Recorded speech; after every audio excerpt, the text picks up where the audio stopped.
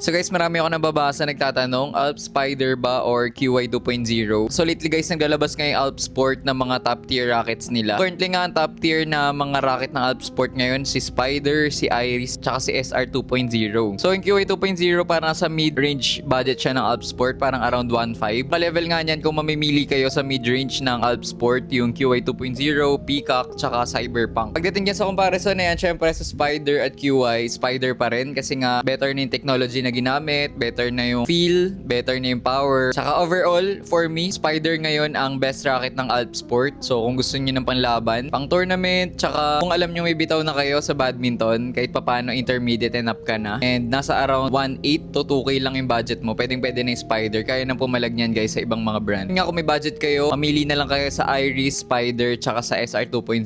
Yan yung mga best ngayon ng Alp Sport. Kung sakto lang, mid-range ang budget nyo, Peacock, QY 2.0, or Cyberpunk. So kung may mga tanong pa kayo, comment down below guys. Ayun, lalagay ko na lang sa yellow basket yung top 3 racket ngayon ng Alp Sport. Check nyo na lang kung papasok sa budget nyo.